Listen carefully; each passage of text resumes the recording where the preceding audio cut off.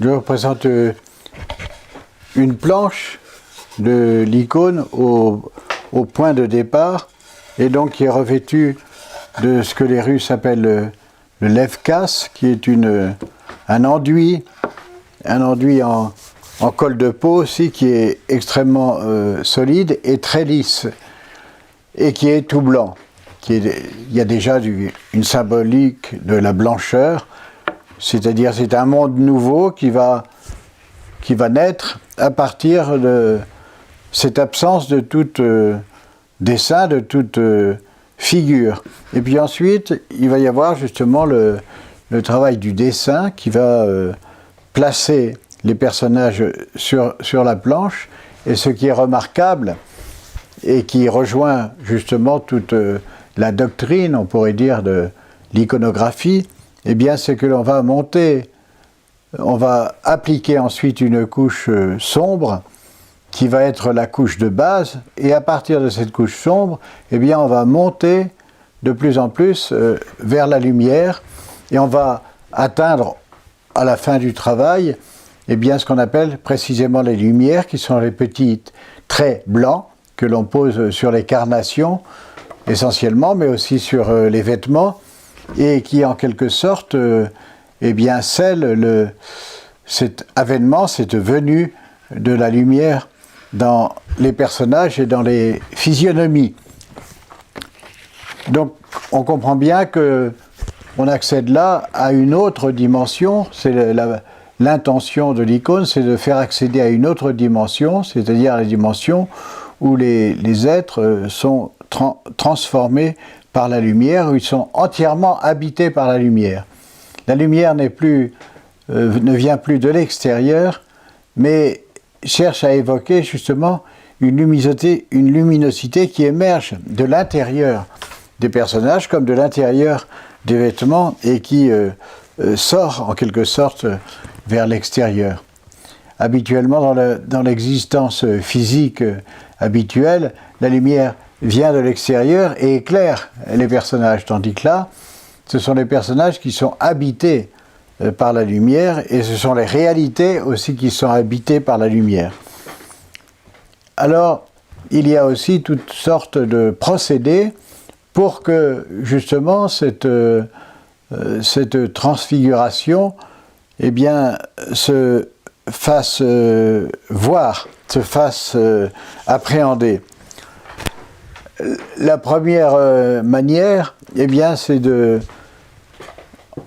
prendre les événements historiques, puisque comme je l'ai dit, ce sont des événements historiques, ce sont des représentations d'événements historiques, d'événements qui ont été racontés, mais pas et qui sortent en quelque sorte de la limite historique pour prendre une valeur pour tous les temps et pour toutes les époques. Donc on fait émerger de ces événements ce qui a valeur pour tous les temps.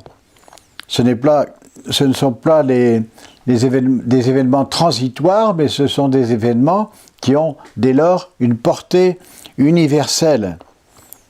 Certes, ils sont passés et leur référence passée est importante, mais ce n'est pas cela qui est le plus important. Ce qui est le plus important, c'est qu'ils durent et qu'ils ont toujours un enseignement durable à transmettre. Donc les particularités des personnages seront en quelque sorte typologisées, c'est-à-dire que on va faire ressortir de chaque personnage sa typologie particulière, en dehors de l'expression d'émotions, de sentiments, de choses transitoires. Ce qui ne veut pas du tout dire, du reste, parce qu'on pourrait se tromper en croyant que ça serait une sorte de statisme, de quelque chose qui n'aurait plus de consistance humaine, bien au contraire. Hein. Il y a une action, il y a aussi des expressions, mais ce ne sont plus des expressions, disons, transitoires, mais ce sont des expressions typologiques. Les personnages ont leur type, leurs caractéristiques. Les personnages ont aussi leurs actions. Il y a des actions, mais des actions aussi qui ne sont plus des actions particulières, mais qui sont des actions qui ont une valeur pour toujours, qui ont une valeur définitive. Les particularités des personnages dans leur vie concrète disparaissent, et ce qui est évoqué, ce qui est représenté, c'est le geste essentiel. Donc des actions, mais des actions qui ont une portée pour tous les temps, et pas simplement pour le temps où ils ont été effectués. Donc les émotions, les passions, les expressions transitoires disparaissent, et aussi, par exemple, on a dit, c'était Malraux qui a dit que l'avènement d'une nouvelle conscience et peut-être de la disparition du sacré venait avec l'ange, le fameux ange de Reims qui a un rire sur les lèvres, et que c'était cette entrée du rire qui sonnait le moment de la disparition en fait du sacré. Je ne sais pas si... En tous les cas, il avait entièrement raison dans le fait que ce rire n'est pas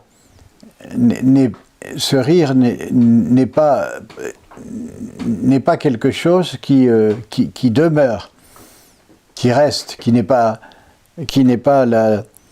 l'expression du divin mêlé à l'humain. De même, les couleurs ne reflètent pas le chatoiement du sensible, comme le feraient les impressionnistes, par exemple, mais ce sont des couleurs, en fait, qui ont une portée de stabilité dans l'appartenance à un monde stabilisé dans la lumière. Alors, il n'y a pas du tout aussi de la spatio-temporalité du temps habituel, mais il y a la perspective inversée pour évoquer aussi une sur-spatio-temporalité, une dimension autre de la spatio-temporalité actuelle, et pour évoquer aussi un monde irréel, pas un monde irréel, excusez-moi, du reste c'est plutôt un monde surréel. Un monde surréel, c'est-à-dire qu'il y a une réalité en quelque sorte sursumée, une réalité qui éclot dans une dimension plus vaste et plus large.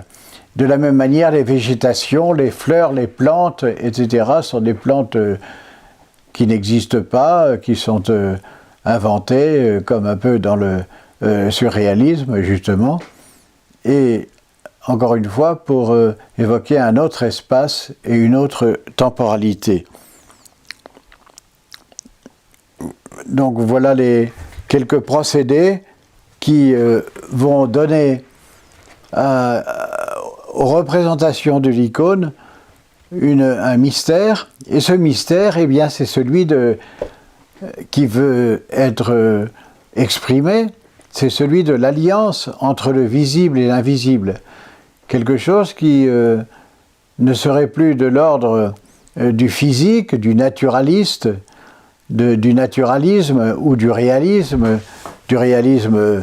photographique, mais qui serait de l'ordre eh bien, d'une autre réalité imprégnée de l'invisible qui lui donne toute son extension et toute sa vigueur réaliste.